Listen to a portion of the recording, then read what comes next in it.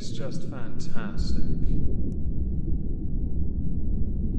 Captain's log, subdate 211103.2. Owing to a bunch of rather precious insulate Britain plonkers gluing themselves to the Arcadia's hull, I am forced to deploy a team of Makos to exterminate them, and then remove the remaining limbs that are still attached to my precious ship's hull. Back during the time of the 106th Exhibition of Stupid People, we spoke of an individual that I'd like to call the Salty Brat. This particular salty brat happens to be 41 years old. This very same salty 41-year-old brat sought to use the UK legal system to change things that he simply did not like. His name is Faiz Siddiqui. Siddiqui. He is essentially a middle-aged nobody that has mooched off his parents for most of his life, and has expected to be given everything on a platter without question. For the better part of a decade, he has been unemployed. Now, some of that can be attributed to health issues, but he has during that time been living off his parents. His parents are elderly and live in Dubai. They're also incredibly wealthy. So much so that they let him live rent-free in a £1 million flat in London, along with giving him a weekly allowance of £400. Now, in London, I'm sure the argument can be made. If you're not working, that doesn't really go very far. But to other places of the country, which is where he could have lived instead and the cost of living would have gone down dramatically, £400 a week goes a long way. Where I live in the United Kingdom, if you have £400 a week without having to pay rent, £400 goes a long way. In fact, you could probably live quite comfortably on £300. You could scrape by on £200. But £400 is a lavish lifestyle. So in the Exhibition of Stupid People 106, Faiz Siddiqui got into a bit of trouble because he decided to sue his university. And I'm going to play a clip explaining why. In 2018, Faiz sued Oxford University for £1 million.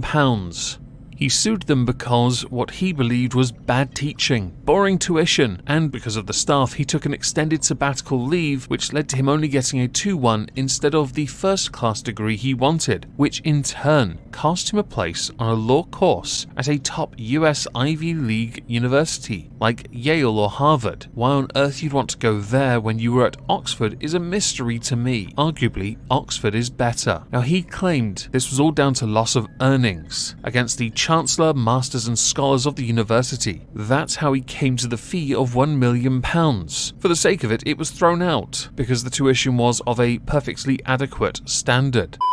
What I really like about that audio is that it sounds so similar to this. What a great feeling to know that my Yeti doesn't need to be binned just yet. Now, shortly after that fail when it came to Oxford University and wasting of his parents' money to sue the university, Faiz Siddiqui decided, because he had a falling out with his father, to sue his parents, because what they'd done is they cut him off. They were done with his demands, they were done with his bullying, they were done with everything he did that made their life uncomfortable. They are not legally obligated to look after him, by the way, but he felt they were. They should. Akin to that of a form of child support, even though he's 41 years old and should be entirely dependent on himself and not them. A view I am restating from the Exhibition of Stupid People number 106.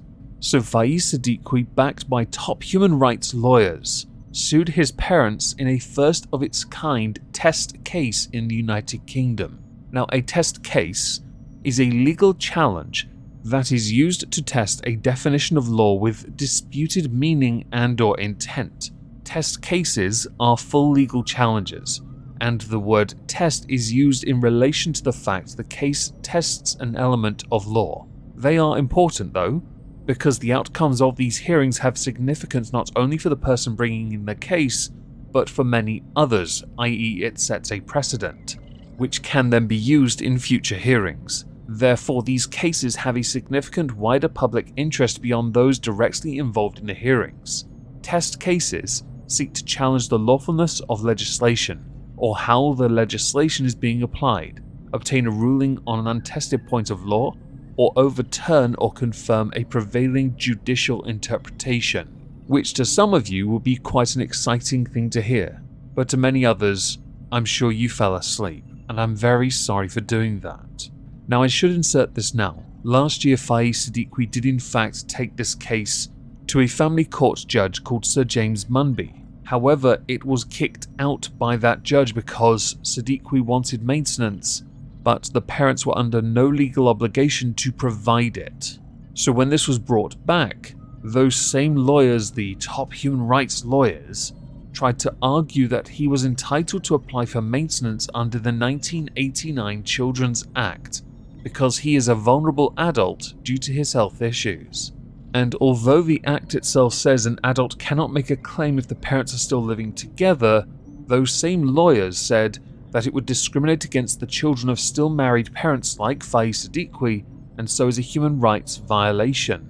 He's 41 years old and hasn't worked for a decade. You can blame health issues all you like, but it sounds like an every excuse to not do something and not one reason why he can do something. Sounds like an entitled bum who doesn't want to get a job. Do yourself a favour, Faiz Siddiqui, if you see this, repeat the following words. Would you like fries with that? And there's your career going forward. I know you had a glittering career with law firms. A very short one, but a glittering career nonetheless. But let's face it, if you want to go anywhere in life, it shouldn't be off the backs of your parents who you are clearly waiting to pass so you can mooch off the money that they have. Those same parents, by the way, while defending themselves, said they were more than willing to give you £400 a week maintenance. They were willing to do that, but they were not willing to keep bailing you out on other bills because your expenses exceeded your income.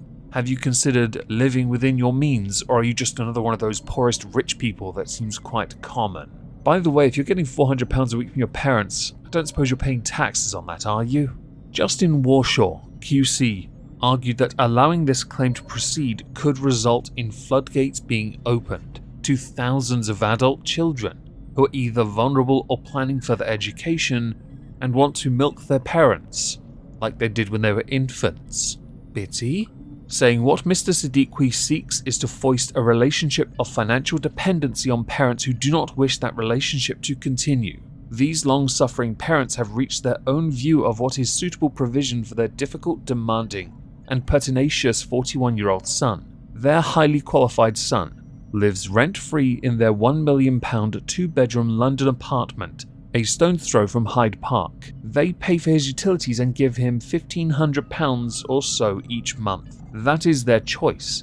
The state cannot and should not be interfering in that decision.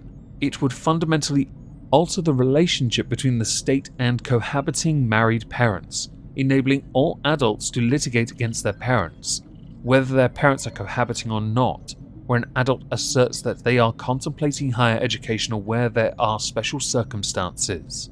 Also pointing out that Siddiqui's argument is a skeleton argument littered with emotive references to child and children, essentially playing semantics on a very old law, which is why this test case has come to light.